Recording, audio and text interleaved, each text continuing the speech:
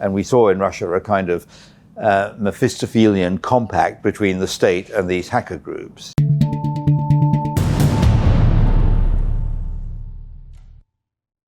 Nigel Inkster, welcome to How the Light Gets In. Thank you very much. Nice to be here. So I want to talk a little bit about your most recent book, The Great Decoupling, China, America, and the Struggle for Technological Supremacy. I want to ask you firstly what led you to zoom in on China, and more specifically, its rise to cyberpower in your work. Yeah. Well, at the time that I started thinking about these things, I was working full-time for the International Institute for Strategic Studies, focusing on conflict, international security. And I think it was 2010, I set up a cybersecurity program for the Institute. As it became apparent to me that the cyber domain was becoming a zone of international contestation that had very palpable geopolitical and international security aspects to it. And the minute I did that, I realized that China was going to be critical in the evolution of this nexus of technology and power, because it had moved within a relatively short period of time from being technologically backward to embracing modern information communication technologies and moving forward very rapidly and with big ambitions. And it was already clear that this was starting to become a particular rubbing point between the United States as the first mover in these technologies and China as the country that was running very rapidly to catch up. And behind all of that, there is a complex nexus of historical, cultural, and political issues. And when I was actually asked to write the book that became The Great Decoupling, it was actually the publishers asked me to do it. Initially, I thought, well, I've written about this already. I did an earlier book, China's Cyberpower, and I thought, have I got anything new to say? And it turned out that actually there was a lot. And what really drove it for me was the awareness that within US policy circles in particular, there were a lot of people talking very confidently and assertively about China, what China was and wasn't, what it was and wasn't doing, without any real historical or cultural context. It was as if the whole issue had sprung fully formed from the womb. And I thought that it might be useful to try and set what China is doing in this broader cultural and historical context, and to go right back to the beginning, to a period when China had been arguably the engineering, if not scientific, global superpower, responsible in the pre-industrial revolution era for about 50% of the world's inventions, including all the ones that made possible the age of exploration. So looking at that and then seeing how and why China, firstly, why China was so successful as a technology power, but never really developing a scientific method in the way that the West was able to do. Why was that, and what were the implications of that? And that takes you back into the early era of Chinese philosophy, about the same time as that was flowering in classical Athens. Same sort of thing, same sort of processes, same sort of questions. How these two traditions had developed, diverged, and then, so to speak, China's fall from grace due to the fact that China missed out on the age of exploration and, more importantly, missed out on the Industrial Revolution. So when confronted with Western powers that were enabled by modern steam-driven and electric technology, iron-clad warships, modern artillery, repeating rifles, all this sort of thing, they really had no answer. And this kind of plunged China into a kind of existential crisis.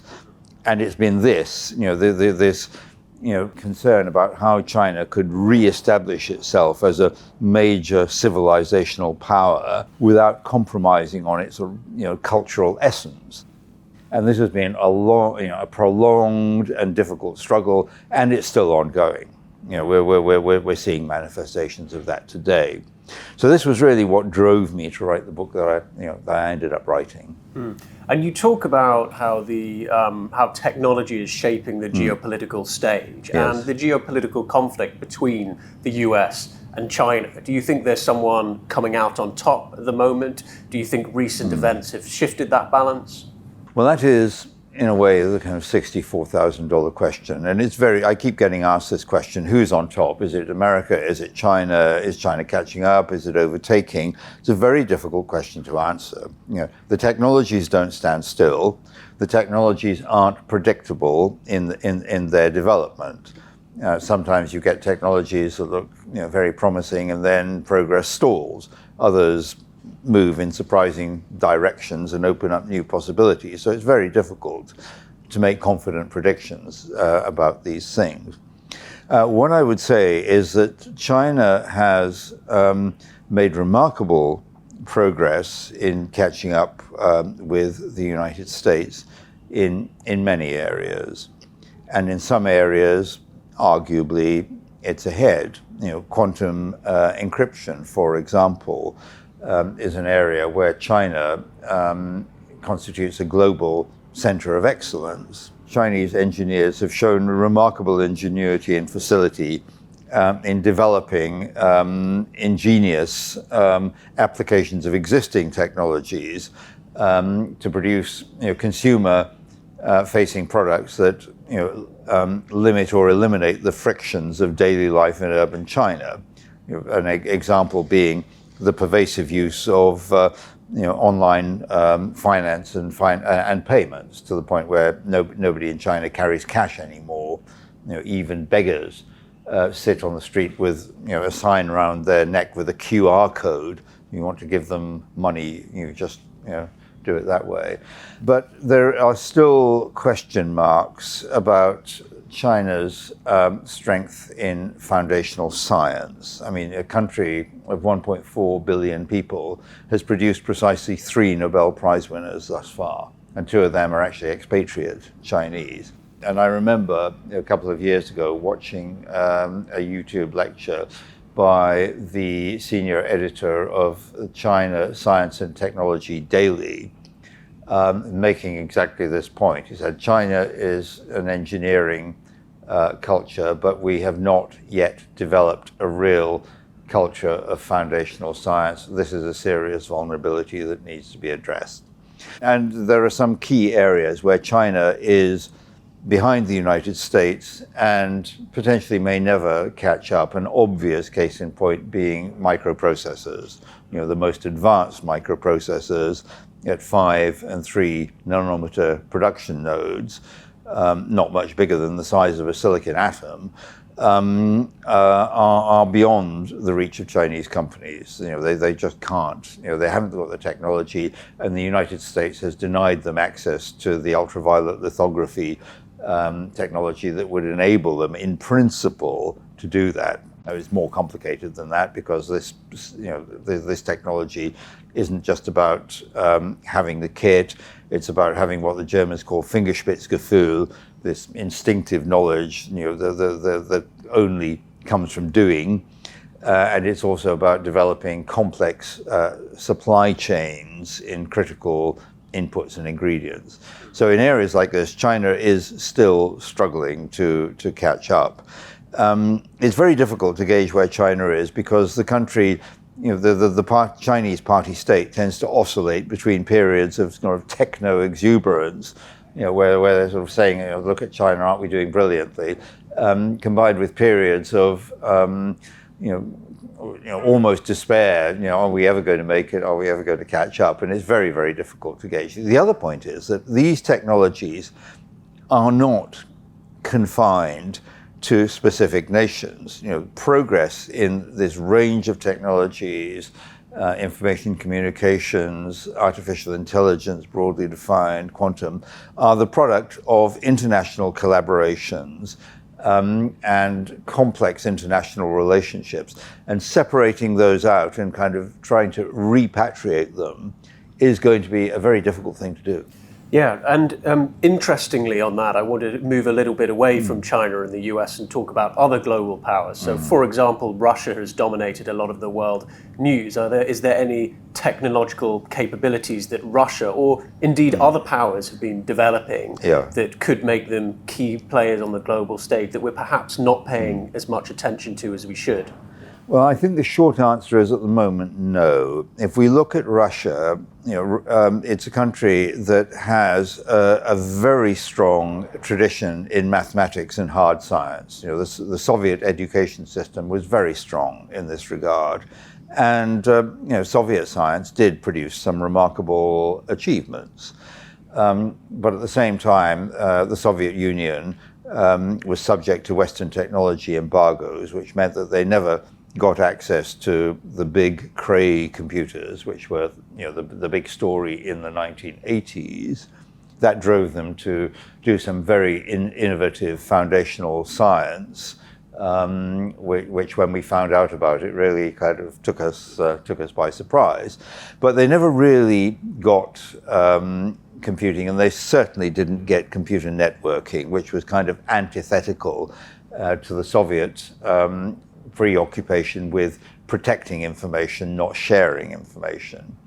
So when Russia emerged in the modern world, so to speak, they had a lot of really bright young graduates in maths, physics, etc. We saw a lot of interesting software developments, but none of this was ever commercialized. There are no Russian, there are Russian operating systems, but nobody other than Russia would ever buy them. There is a Russian equivalent of Facebook, there is a Russian equivalent of Google, but these are specific to Russia. Nobody else would use them. And what we found is that a lot of these bright young graduates, lacking the ability to apply their skills in sort of productive, commercially oriented activities, went to the dark side and began engaging in cyber criminality. And we saw in Russia a kind of Mephistophelian compact between the state and these hacker groups. As long as they were attacking non-Russian targets, and as long as they were making their expertise available to the Russian state when required, they were pretty left alone to get on with it. So the net result that all we've really seen come out of Russia in these technologies is malware, and I think as much as 80% of all the malware on the planet originates from Russia, and Kaspersky. And could you talk in a little bit more detail about what cyber espionage looks like on today's global stage between the US, China, and Russia? Yeah, well, it's very difficult to form a comprehensive picture, mainly because the United States and its Five Eyes allies are pretty laconic about what they themselves are engaged in. And there is a lot of difference. China is driven primarily by the need to catch up with the West. So what we saw emerging in the early 2000s was effectively pervasive, almost kind of Wild West approach to state-sponsored cyber espionage. Everyone was doing it. Eventually, China was put under pressure to kind of tighten up and, shall we say, be more professional about it. In the early days, you saw these exploits taking place, and nobody seemed, concerned about concealing the fact that it was China doing it. We've now seen a tightening up of tradecraft. It's better, but it's still pretty obvious that this is China. And this is very much driven by the need to meet some very demanding targets for China's own indigenous technology programs. So it's still very much about catching up with the West. At the same time, China's own intelligence services have realized that there is a lot of potential to be derived from simply stealing large Western data sets, which is what they're doing. Really promiscuously, sometimes for counter-espionage purposes, sometimes kind of à toute fin utile. We'll get this data and then we'll work out what we're going to do with it later. So, there is that. But China is working with purpose and strategy. Russia is essentially a disruptive power. Russia is a power that defines its security as a function of everybody else's insecurity. So Russia, we see Russia on the international cyber stage engaging in a lot of disruptive activity. The main aim of which is to weaken and put opponents off balance. When you look at the United States and its Five Eyes allies, they are, doing things in a rather different way, focusing on very much state targets, focusing on the ability to do real damage if they need to, but most of the time keeping their powder dry. And there is, I think, an interesting nexus, a kind of inverse ratio between a state's capacity for soft power and its propensity to engage in cyber espionage. So you look at China, which struggles to achieve real traction on soft power. There's a lot of this stuff going on. You look at the United States, which is a kind of soft power giant still, and Europe, and the impetus to engage in malign activity in the cyber domain seems to be much less. And moving a little bit away from the cyber domain and let's talking more about military strategy. So many have argued, and it seems that since the Russian invasion of Ukraine, Russia have been made to look weaker, or their military looks slightly weaker than it otherwise was. And some say that's now deterring China from wanting to invade Taiwan. Do you agree with this analysis, and what do you think? Not in the slightest. Okay. Not in the slightest. I mean, it's been very interesting to watch Russia's performance. A much vaunted military modernization program turns out to be a rather Potemkin exercise. And as Western experts examine captured Russian munitions from the Ukraine conflict, it's becoming increasingly clear that Russia is heavily dependent on Western technology inputs, and not being able to access these because of sanctions is going to cramp Russia's style very significantly.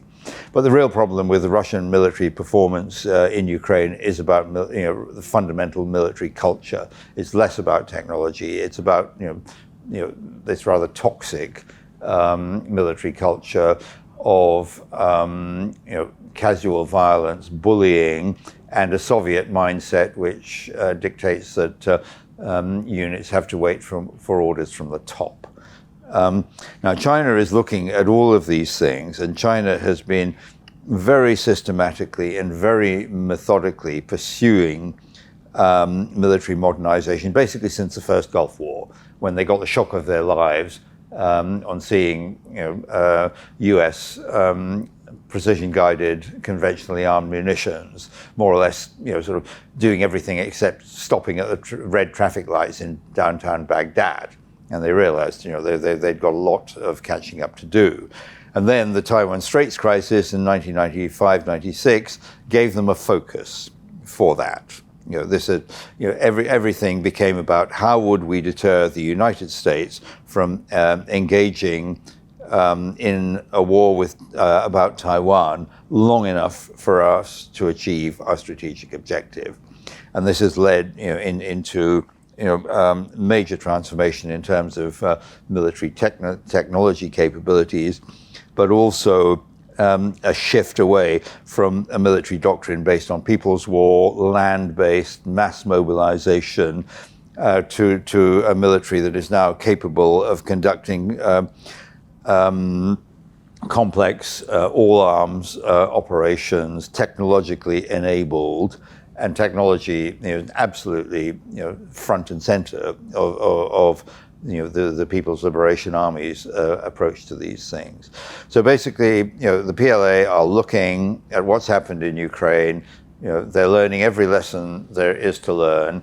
And of course, at the same time, the two conflicts are very different. Russia has invaded Ukraine as a land-based army. Invading Taiwan is going to be a very different proposition for the PLA. You've got 110 miles of rather choppy and unpredictable sea.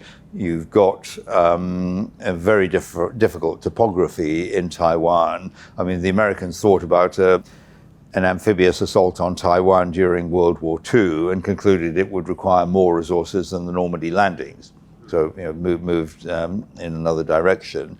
So, China is going to do this very differently. They're certainly not, going to try and avoid making the mistakes that Russia made, though whether they will be able to develop the military culture needed to do this. I mean, one of the key things for any effective military is the non-commissioned officers, NCOs. These are people who don't go through, a particular training college. They're not selected, they select themselves. They emerge as the natural leaders and the kind of critical interface between the officer corps and the troops.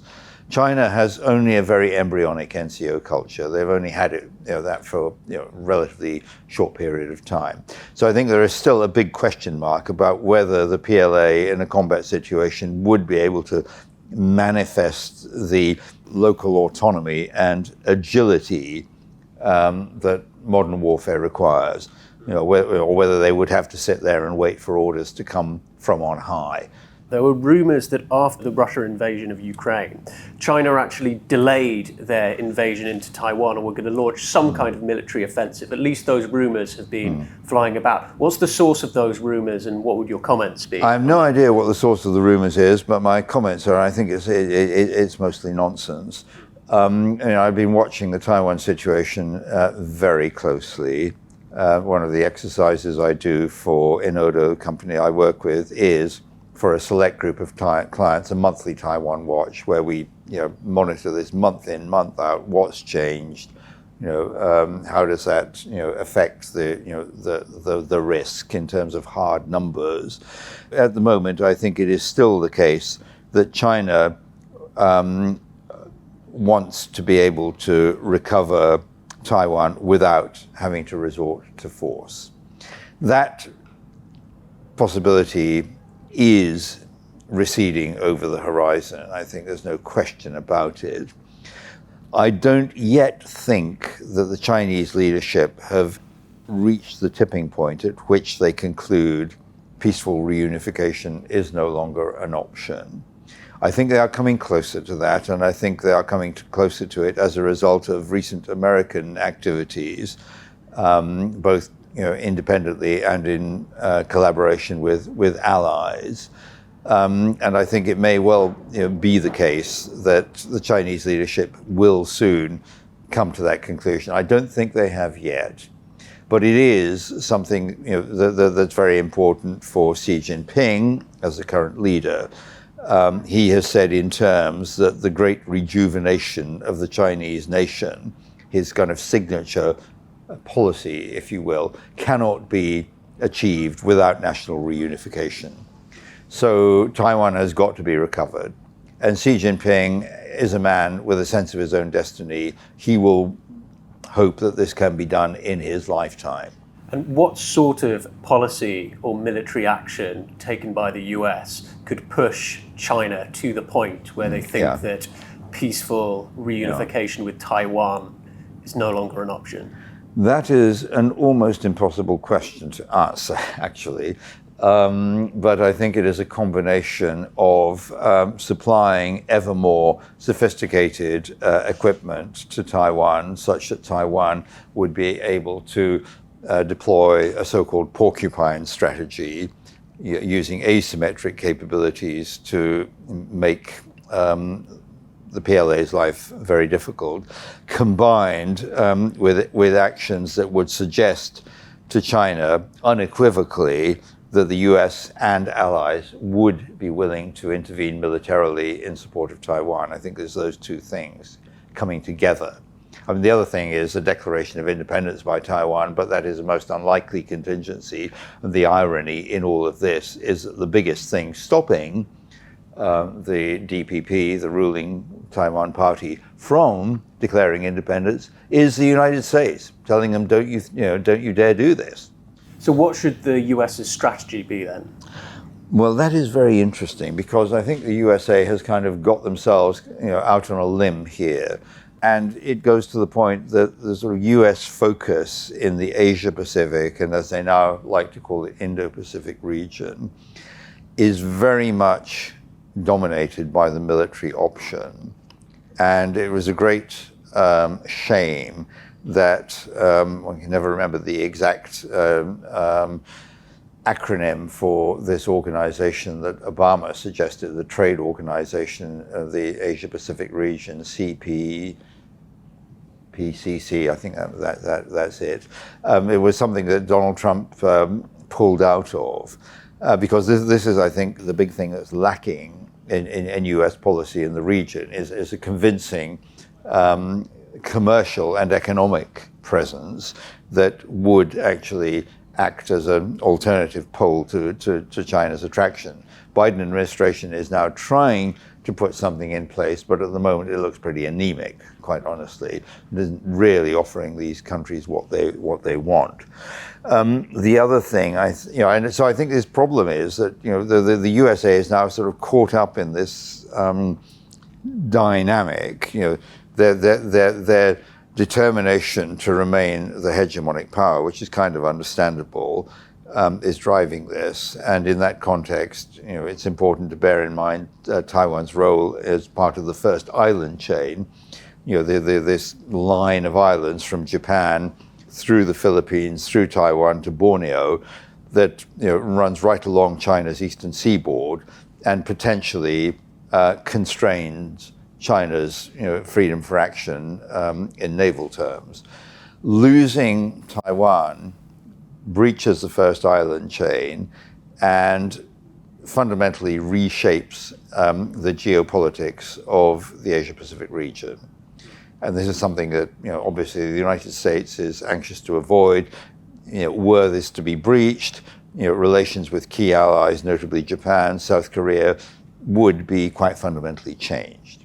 Donald Trump, during his presidency, decided to launch a series of aggressive trade wars against China. And in the chronology of the US's relationship with China, how did that affect it, and what impacts is that still having today? Well, in a sense, I think the trade and tech wars that Donald Trump launched kind of had to come, because China was fairly shamelessly gaming the international system, and had been since it joined the World Trade Organization in 2001.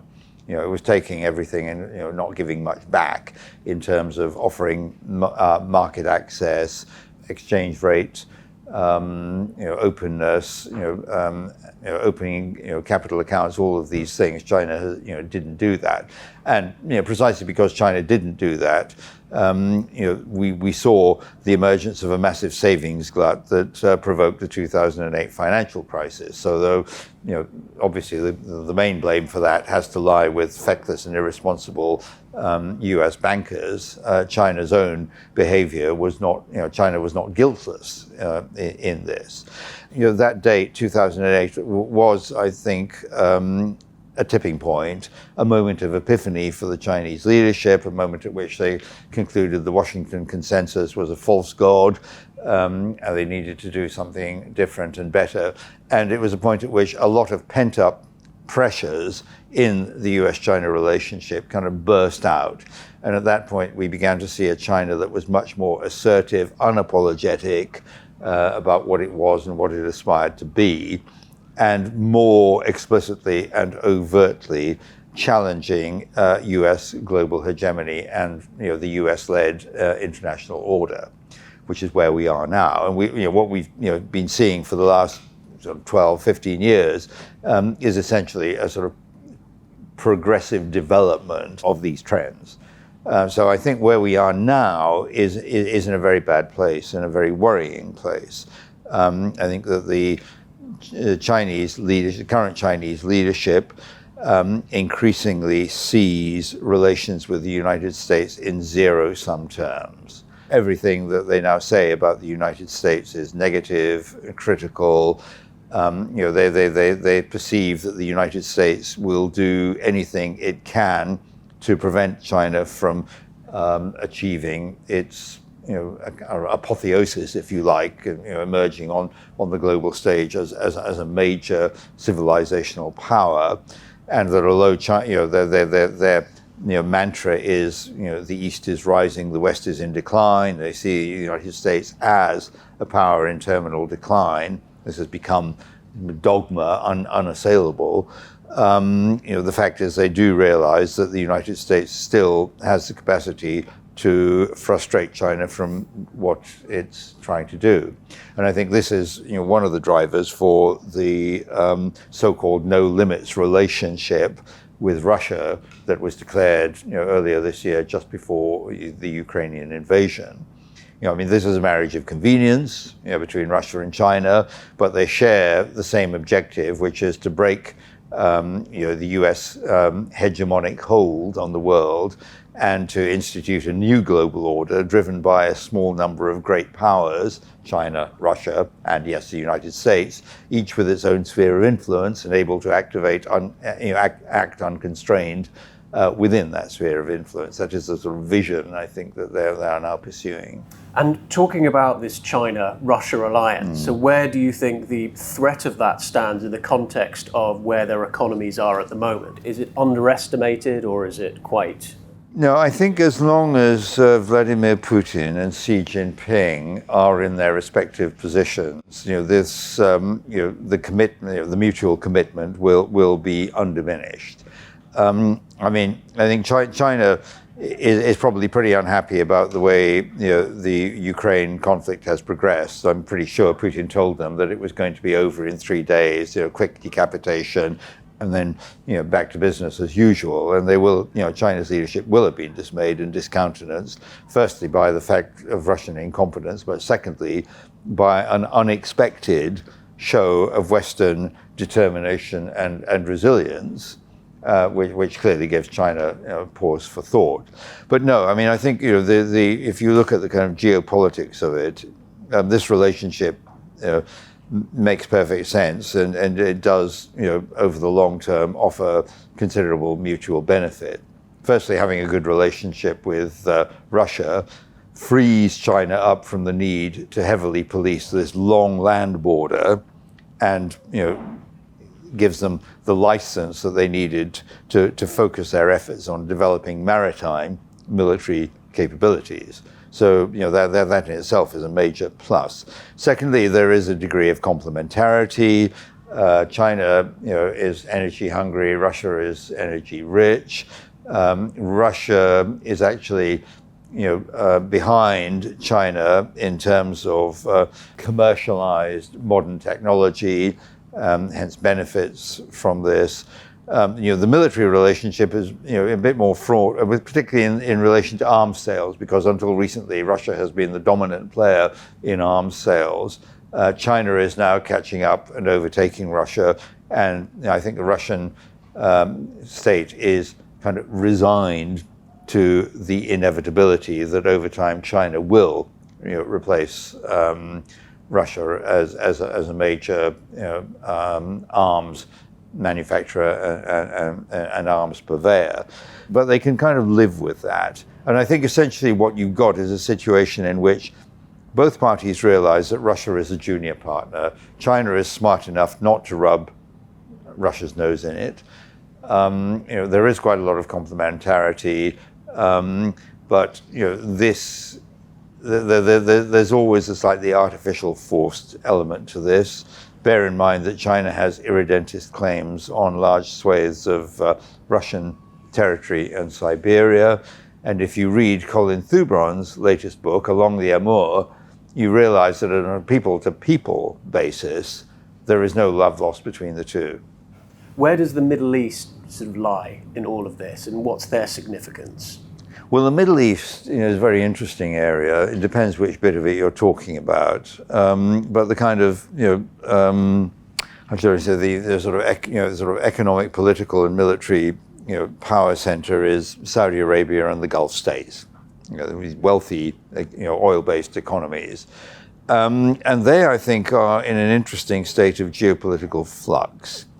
For some while now, they've been questioning the reliability of the US security guarantee, and increasingly thinking that they have to strike out on their own. And we've seen some very significant developments, not always particularly successful. I mean, Saudi Arabia's war in Yemen being a classic example of kind of how not to do it.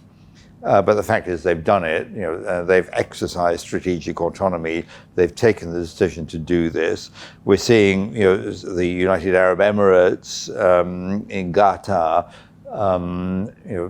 making kind of independent plays in various regards, militarily, economically.